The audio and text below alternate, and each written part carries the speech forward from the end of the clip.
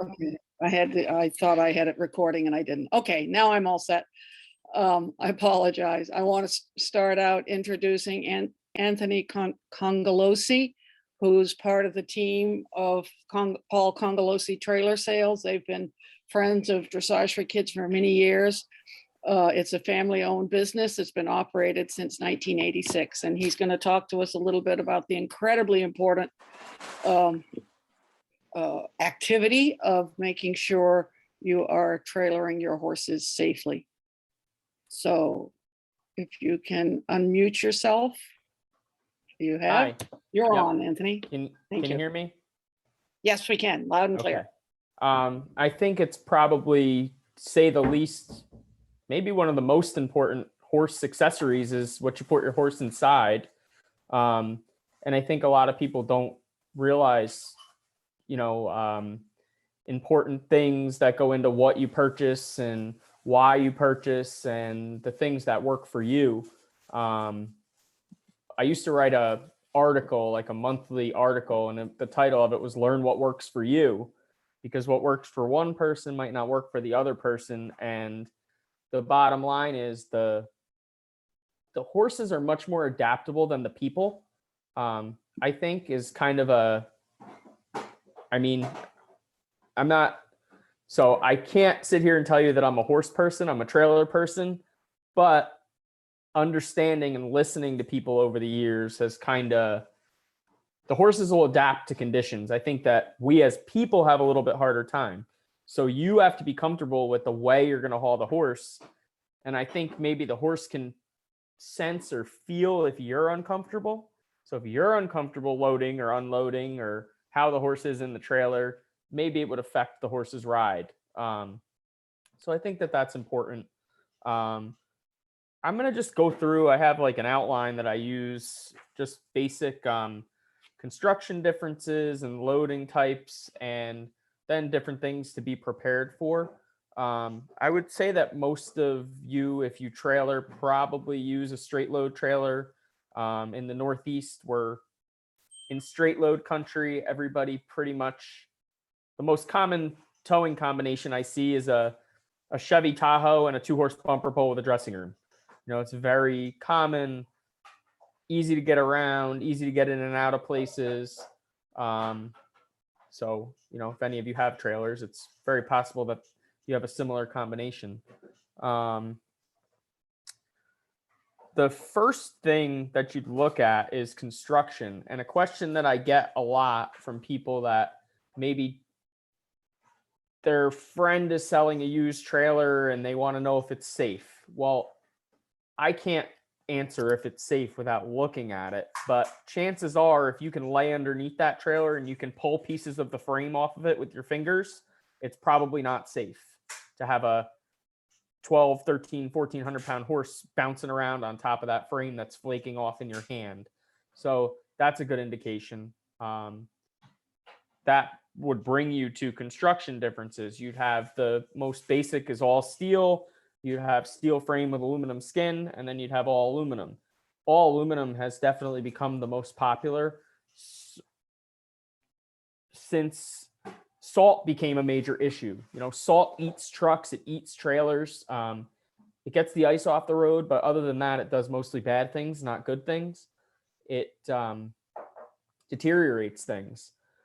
The other thing that deteriorates things is inside the trailer. If you never pull your mats, that's another story. So I would say that all aluminum would be, if you called me looking for a horse trailer tomorrow, I would be suggesting you to go to an all aluminum trailer, being that we're in the Northeast and it's easier to maintain. It's easier to keep safe for a longer period of time. You would expect to get, 15, 20 years out of an all aluminum trailer with no problem, and probably sell it to somebody else that could use it after that. Different loading types. You'll have slant load, straight load.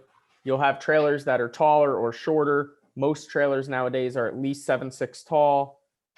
We sometimes get requests for taller stuff, but it generally isn't necessary unless you have a real giant that you're putting in there. You'll have a dressing room option in either one. If you go with a straight load, or a slant load, you have the option of a gooseneck or a bumper pull tow. As far as safety goes, both are safe. If you have the option of a gooseneck, it does two things. It puts the weight on top of the back axle of the truck, so it's easier on the tow vehicle. You can pull more weight, and you also have the peak of the gooseneck to store stuff in, because we all probably have too much stuff that we want to bring with us to a show weekend.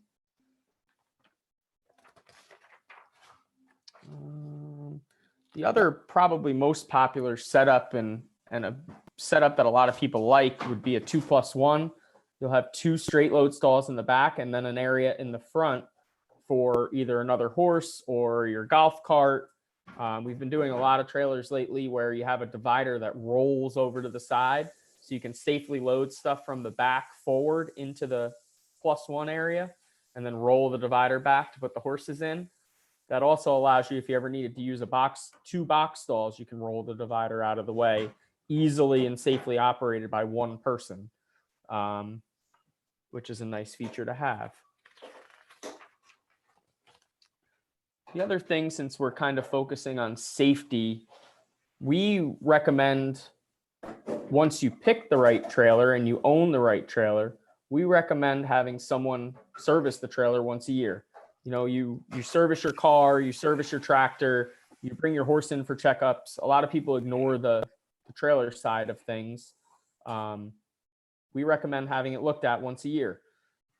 If you let us look at it once a year, you have somebody look at it once a year, those safety things that I was talking about with the frame issues and the floor issues, those are all the things that get noticed.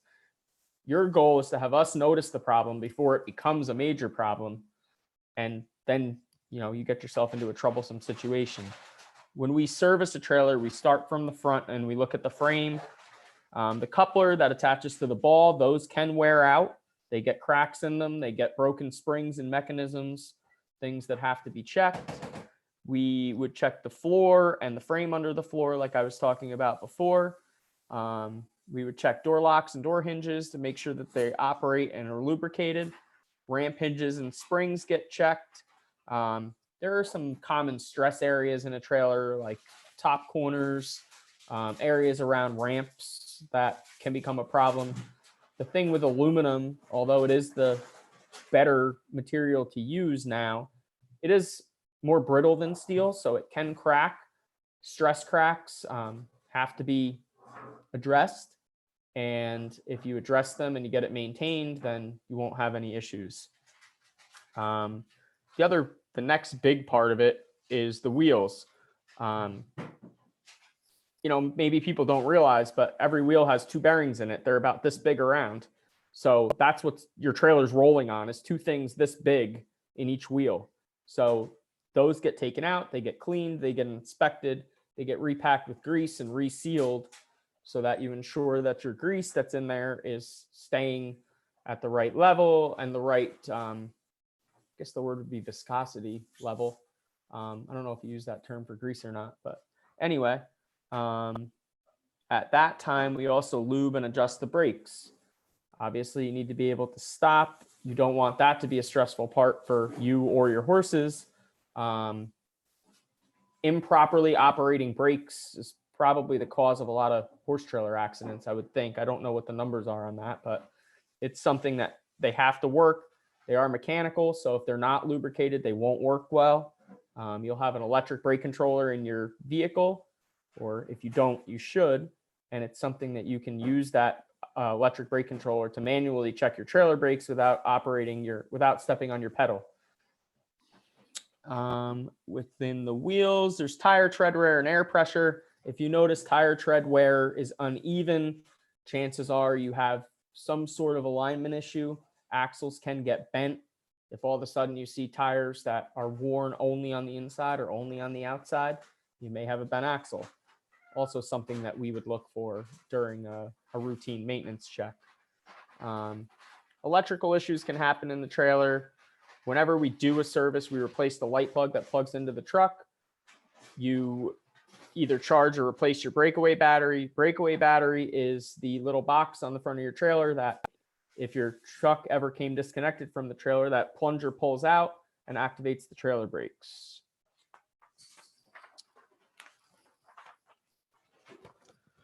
Another big part of safety, you should always do a pre-trip inspection for your vehicle and your trailer.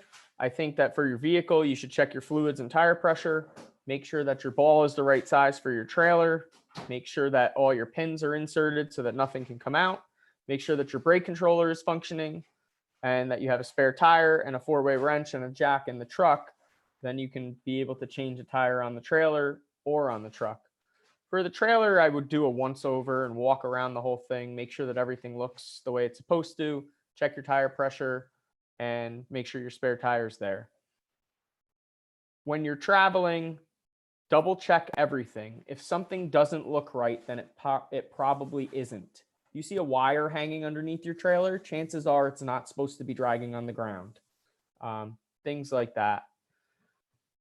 Emergency situations, you should always carry a spare tire, like I said.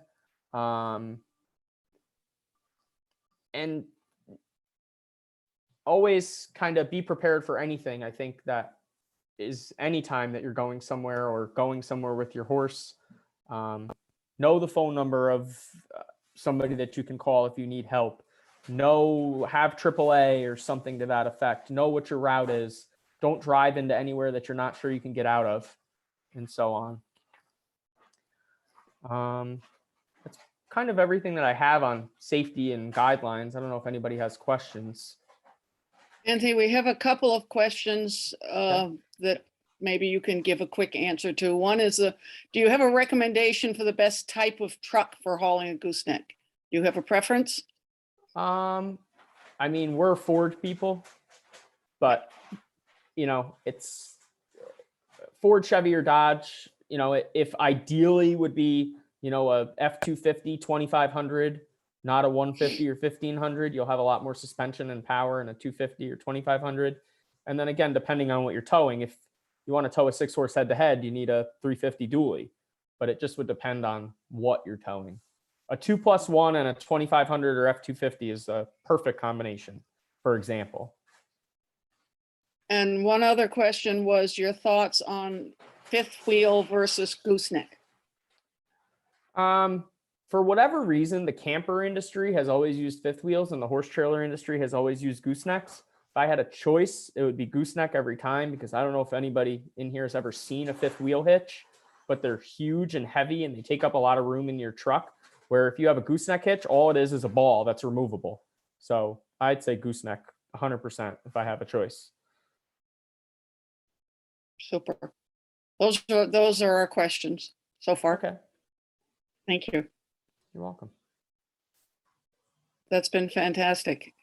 And very, very wise words for everybody as we get out into show season. As someone who's been up on or part of 3 trailer accidents that were due to something going wrong with the trailer or vehicle, it's worth taking all that extra time and a little money to make sure everything's in good shape. Yeah, and it can happen, but you want to be prepared. So you want to be prepared, exactly. Thank you very much. All right, you're welcome. Okay, we move on now to more care of our horses, which is a little bit about grooming, and specifically grooming internationally. I'm really excited to talk to Kerri, Coufal, and Morgan Klingensmith, and I'm going to let them tell you a little bit about themselves first. Kerri, perhaps we start with you, just because you're first in the list up here. Just tell us briefly how you got to become up to the point where you became a groom internationally. Okay. I kind of got really lucky, and and I think that's how it happens with a lot of us. I went to college, and my degree is equine science and agricultural business, and I knew I wanted to actually be a horse trainer. Was my goal, and I was teaching beginner riding lessons and running a riding school out in Colorado, and I happened to know somebody that also knew Allie Brock at the time, and this was back in 2015, and I was looking for something that was going to maybe further my riding career more than anything, and so my mutual acquaintance had reached out to Allie back in 2015, and Allie happened to be looking for a new groom. So I ended up flying out to Virginia. I interviewed with Allie for 2 days.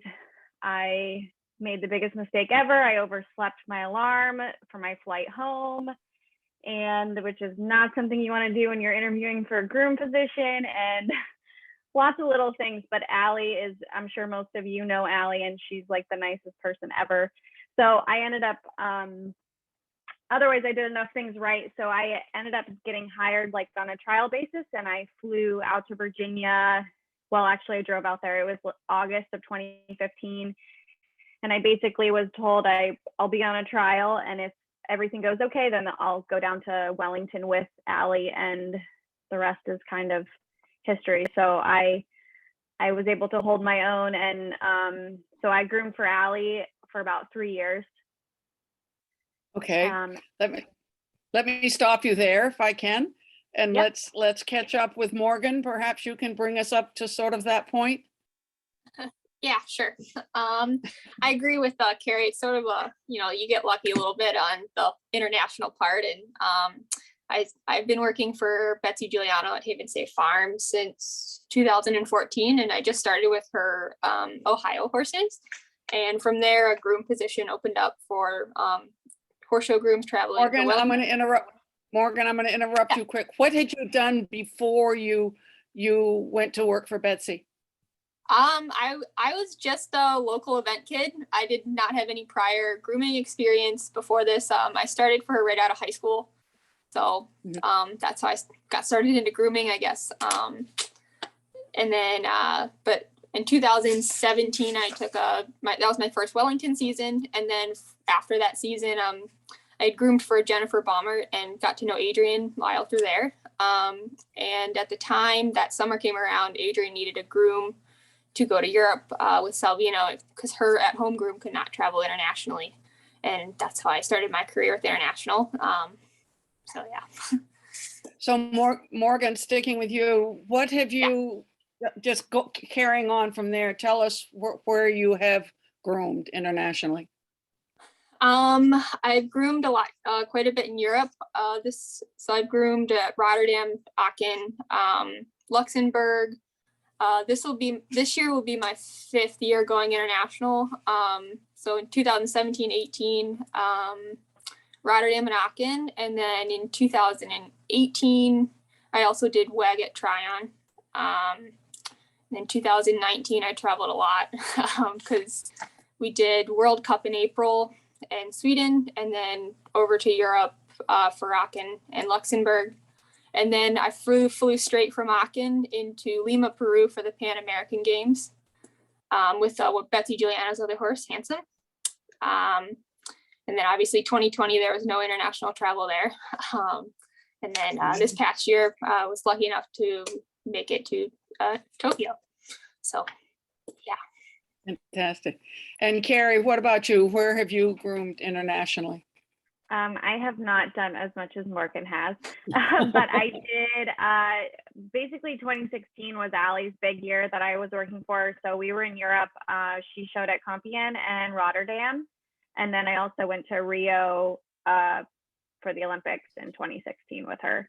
But other than that, everything I did was actually here in the United States. What would be, and we'll stick with you first, Kerri, what would be the difference between your requirements and qualities, I guess, as a regular groom versus an international groom? What is the added responsibility and requirements as a international groom? Kerri, we'll start with you. Well, not at home, a little bit of flexibility, and things change a lot. My first show with Allie would be Devon. It was pouring rain, and I had the horse completely ready for the horse show, and we ended up scratching because the footing was so horrible, and it wasn't worth risking taking him down center line. So I was like totally prepared for the horse to go down center line, and we didn't. you also have to kind of know I think you have to get to know your rider also really well. It's, you have to know your horse in different environments, but also to know your rider in different environments and how they handle the stress of being at a horse show. And because you're also, you're really there to support both the horse and rider. And yeah, my job was really to take care of Rosie that year, but also to support Allie and make sure I was making her life easier. So I think you have to, I'm fairly type A, you have to be meticulous. Trying to think of what else. That's kind of, and you have to want to work, no one can tell you what to do. You kind of have to take initiative. Morgan, do you want to add on to that? I think Kerri definitely covered a lot of that. I think definitely being self-sufficient, dealing with things thrown at you that don't necessarily are supposed to come up or do.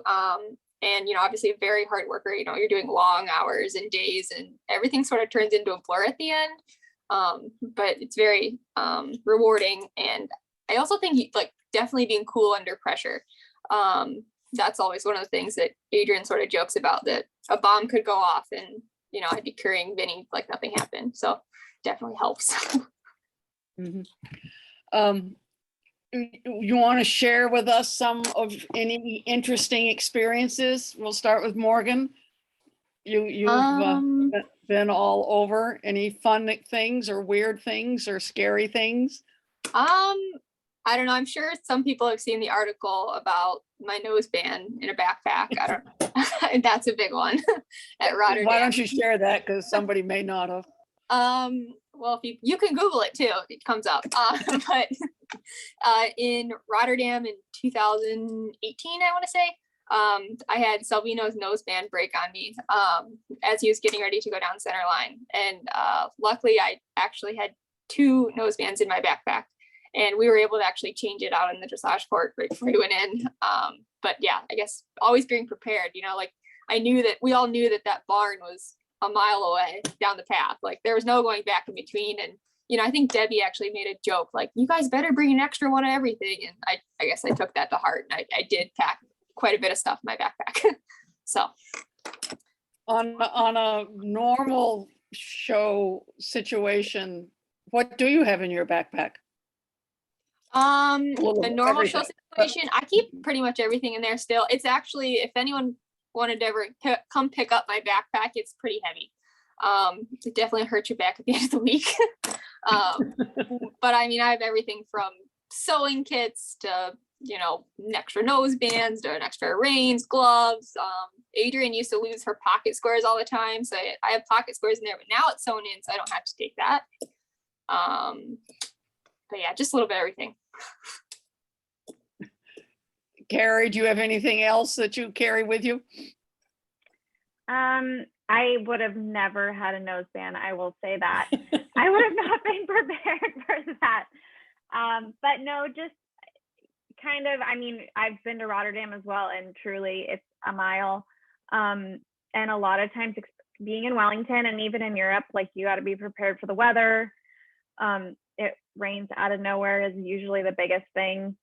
But no, just quick grooming stuff, extra pair of gloves, basically what you can fit in the backpack. Yeah. But I will say I would have never had an extra noseband. I would have not been prepared for that. Is it different sticking with you, Kerri? Because you have done a good number of international shows. How is it different at the Olympics? You went to Rio, right? Yes. What's funny is I get asked that a lot, and we had been in Europe all summer, and basically everyone we competed with, all the European riders, were at a lot of the shows we were at. So I have to say Rio wasn't a huge difference as far as the environment and the other people at the horse show, because I'd already kind of, seen Isabel and Charlotte and, all those big names. Rio was kind of interesting. We were stabled it was a military base, and we basically didn't leave. The housing was there for the grooms and then the horses. So the difference there is I was actually housed a lot closer to Rosie at the time, and I was able to walk there. Whereas when I was in Europe, we were at a hotel, and there was like the grooms all shared a car, and there was the whole commuting thing.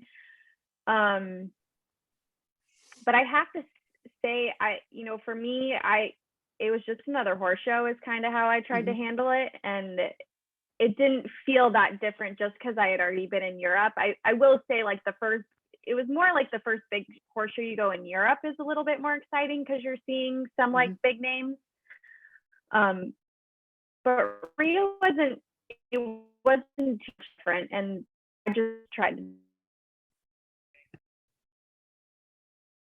You are frozen for us, Stress. for me at least. Kerri, maybe you'll come back. We're going to go back to Morgan. Morgan, Yeah. can we hear you? Okay. What about you? You of course went to Tokyo, which was different than any other Olympics also, but did you find anything different at the games? I mean, it definitely is just, in the scheme of things is another horse show. And, there are obviously other, standards. And it being in Tokyo with COVID, we were housed on the property as well. And, we weren't supposed to go anywhere. And, so we're very much like, we always call it like the concert, like a camp, like we're like at camp, like not allowed to go anywhere. And, there was definitely set hours that were a little bit different at Tokyo compared to any of the other venues, because it's so hot there during the day, which I don't find it that much of a temperature change compared to, Wellington in the summer, with the heat. But they did close the barns down during the day. Like horses were not allowed to get out to walk. Like that was their time to rest before they competed at night. So there was schooling in the early morning, and then they would shut down the barns for the day. So that was like one thing that was definitely different for this venue. Were you allowed to be in the stable during the day? You were allowed to be in the stable during the day. That was fine, but you were not allowed to get horses out to hand walk. We sort of made it in our barn that everyone, we shared the barn with the German riders and Austria, I believe. And so we sort of, our side of the aisle, we would turn out all the lights, and let the horses rest. And that's mostly what the Germans did as well. Let those horses sleep before they had to compete at night. What do you, when you're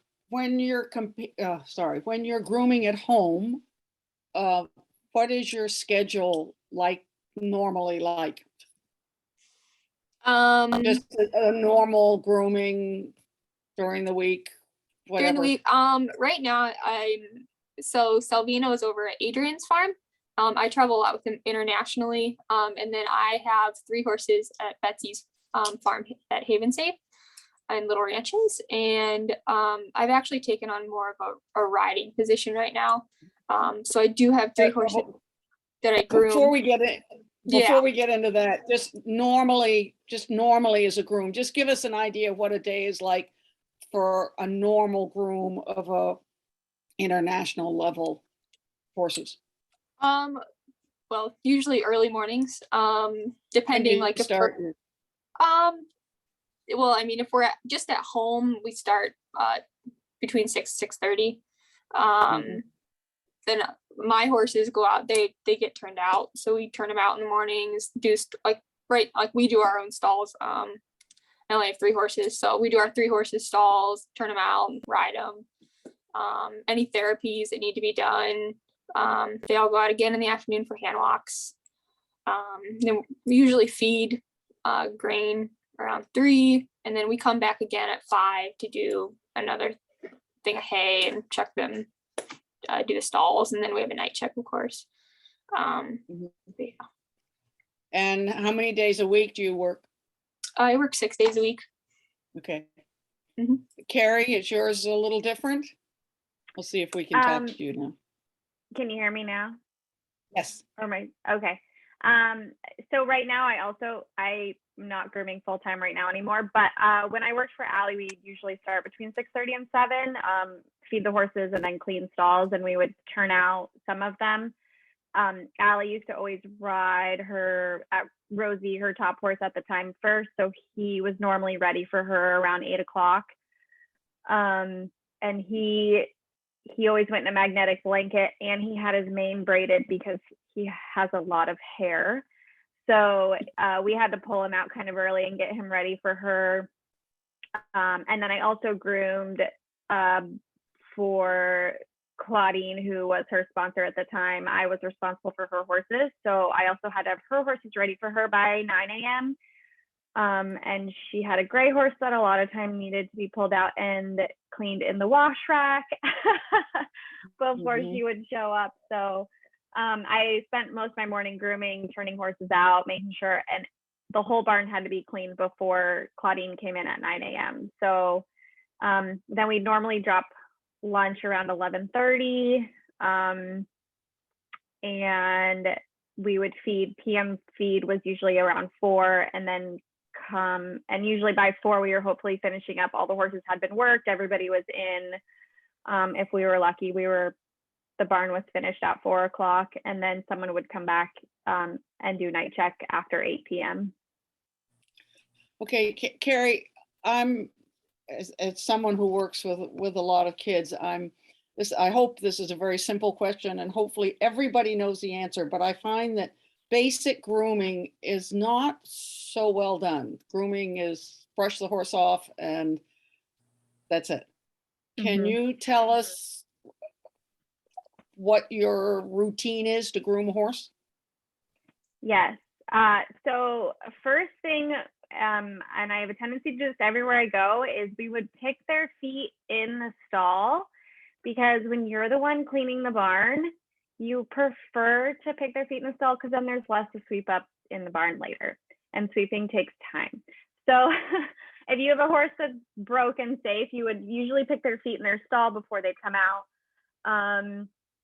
I actually like to pull them out, and I'll put like show sheen or some sort of detangler in their tail first and let that sit while I'm currying. I'll curry and then use a body brush typically, and then brush mane and tail. But I like to let, especially a lot of these warm bloods have nice thick tails, and even I guess dressage horses in general, because even the Spanish horses tend to have them as well. But I like to let a detangler sit in their tail. I don't just spray it and immediately brush. But I think currying is probably the biggest thing that I don't see a lot of people do. And the horses I don't groom myself, I show up and ride, I sit there and I'm like, did you guys actually curry them? Especially being in Florida, because we deal with a lot of skin stuff. And then also as you travel, like when you're traveling a lot with the horses, you're in a lot of different environments and they're exposed to a lot. So, I mean, currying, it gets their blood flowing. I mean, it has so many benefits besides, just getting them clean, but that's probably the biggest thing I see is use a curry, and then just a body brush, a soft brush. And if you're talented enough to have 2 brushes, 1 in each hand, and then you can multitask. But that's kind of, I've had some horses, the Spanish horses, you sometimes need to braid their manes as well when they have long manes, and that's like included in their regular daily grooming. Morgan, do you have anything to add? No, I mean, I definitely agree with the currying, and I'm not big into brushing my tails, but if I do brush them, I definitely leave a detangler in them before I brush them. That's for sure. Curious, do they get anything on their hooves? Yes. I do an Ethel base paint on their hooves before they're ridden. Okay. You all, because it's one of my pet peeves, neither of you have specifically mentioned the face. Do anything for the face? Usually a regular soft brush and then a damp rag. Wipe their nostrils. Allie's also was big about like wiping underneath their tails with a damp rag. Mhm. Good. Anything else, Morgan? No, I mean, I definitely curry their faces too. But like in Wellington here, it's big with fungus, on their faces with sweat. So I definitely make sure we towel dry them afterwards. After we bathe them, use soap and clean off their faces really well. I know Betsy is a big stickler with making sure their eyes and their nose are clean as well. So we definitely make sure that their eyes and nose are clean. she'll notice the eye. I see so often that no one pays any attention to that. And Yeah, no, definitely. yeah. Now you mentioned, and it's something that anyone who's taken horses to Florida runs into, the difficulty with skin problems in Florida. Do you have any special anything that you use to discourage the fungus? Morgan, start with you. Yeah, I really like Kita Hex shampoo. That works quite well. Or I also used to have a horse that was very prone to cellulitis down here. And he lived in silver socks, and I think that really helped with his fungus on his legs, keeping the bacteria. Can you explain what silver socks are? Silver socks are essentially a sock lined with silver thread, and it's used for I guess promote healing and keeping their legs clean with bacteria free, and it's a really good, cool product that I think a lot of people forget about. Yeah. How about you, Kerri? Anything to help discourage the Florida fungus?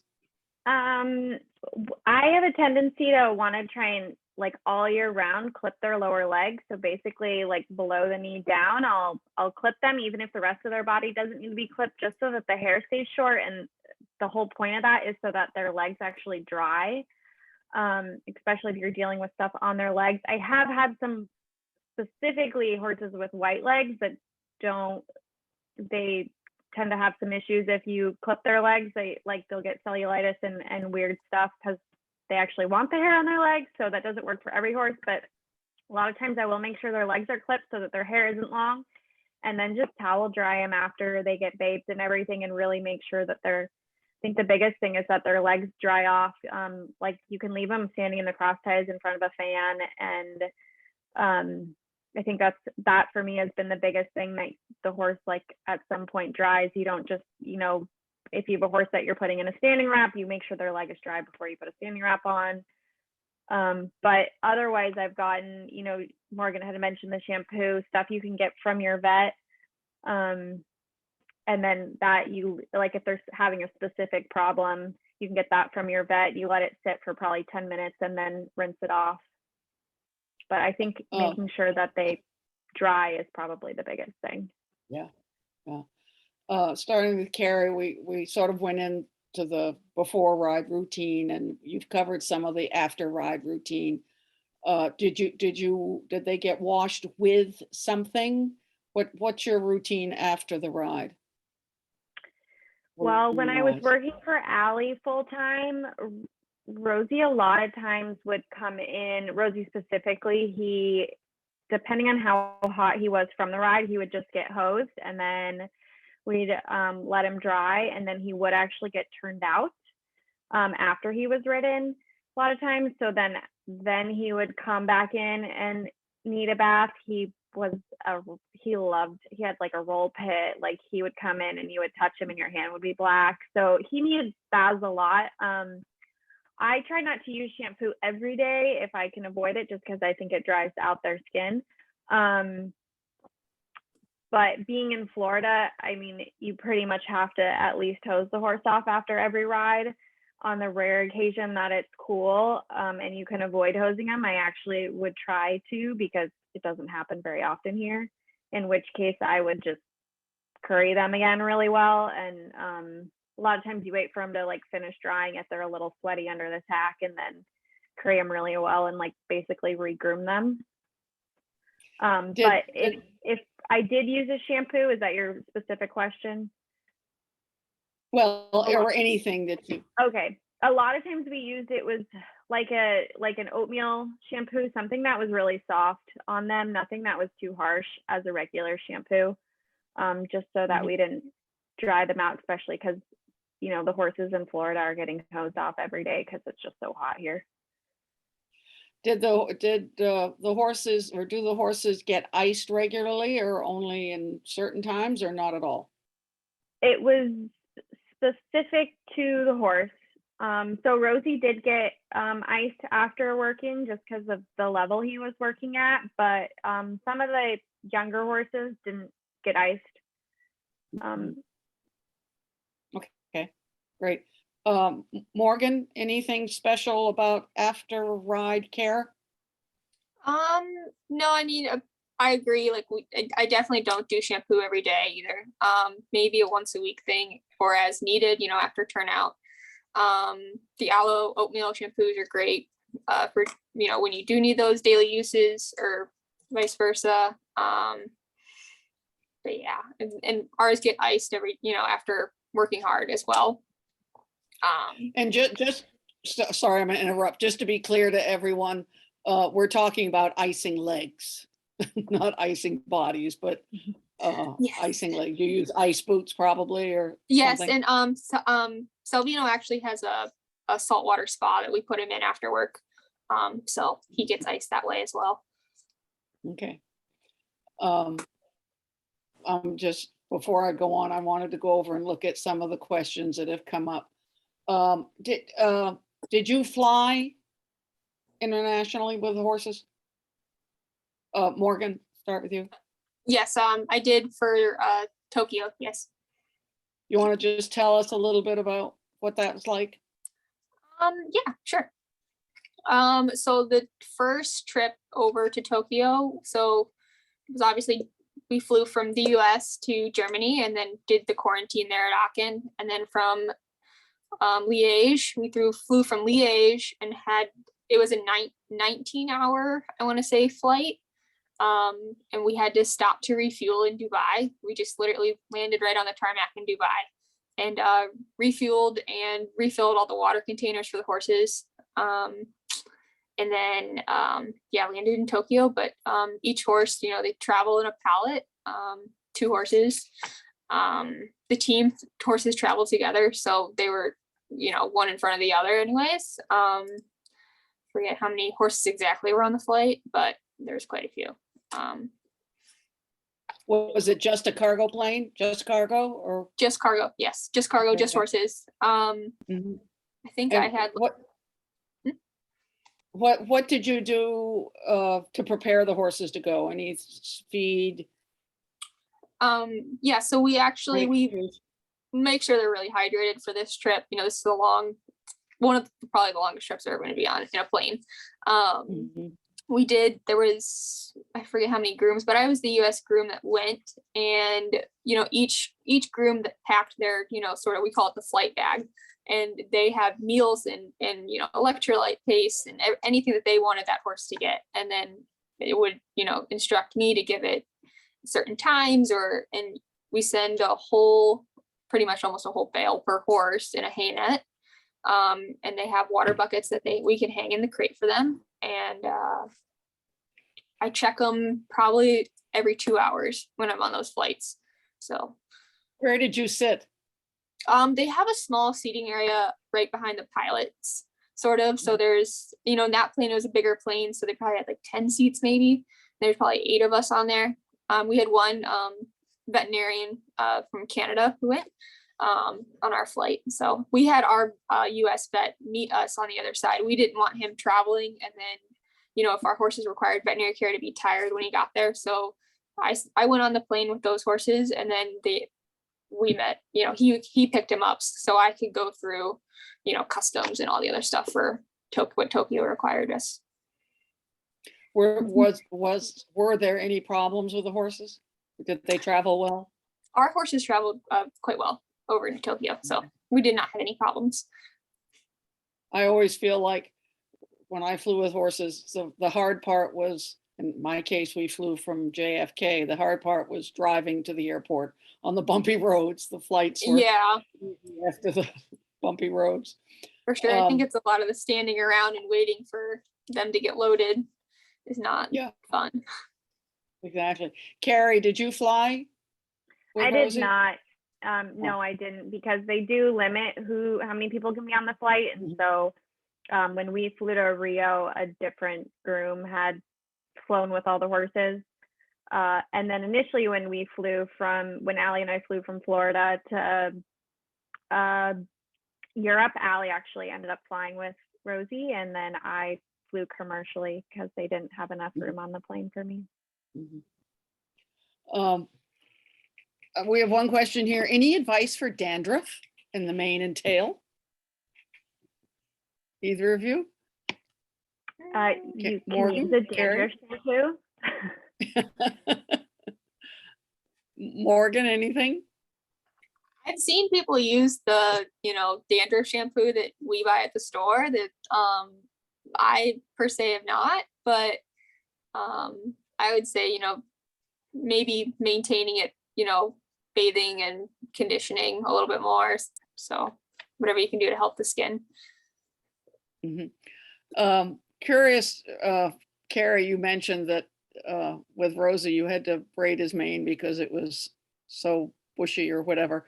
I know that when you send the horses out for their owner riders, their manes have to be neat and tidy.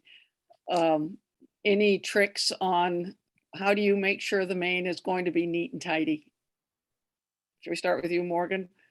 Any thoughts there? We keep our manes trimmed up, and if they require to be pulled, we'll pull them, but most of our horses don't. We can maintain that with just a trim, some scissors and a brush. I don't know. Adrian's not really, I've never had a rider that, they have to have their mane being braided.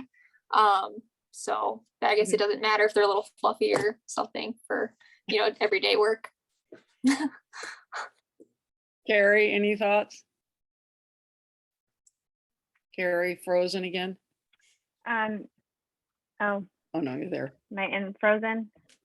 Yep, no, you're there. Okay. No, same thing. If you have a horse with a lot of hair, pull it. You can trim it with scissors. I've groomed for a lot of Spanish horses that had needed running braids. So that's how I tamed that. And yeah, Rosie had a super thick mane, so I usually just braided him down every day for Allie. But yeah, pretty much what Morgan said, same thing. Just, if they have a lot of hair, pull it. If it's thinner, you can just use some scissors to keep it short.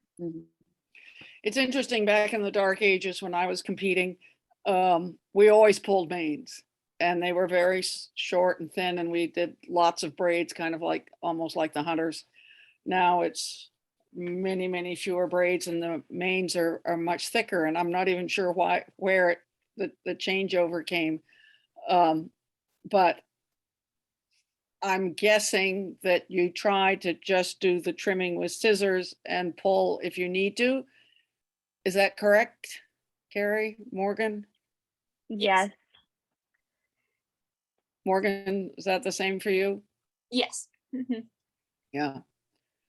I find the way if you have a horse that you're showing a lot, I find the way I braid them that they sometimes lose a little bit of hair when I take the braids out because I sew the braids in. And so it's just kind of naturally pulls it for me. Okay. Any advice for dandruff? If either of you had to deal with that?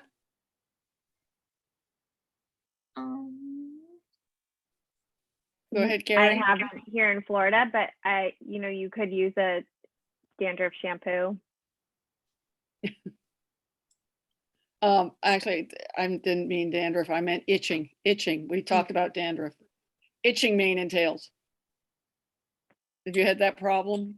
Anything that you use? If they're itching their tails, I would definitely, check to see if their sheath or other areas need to be cleaned out, or if they need to be wormed.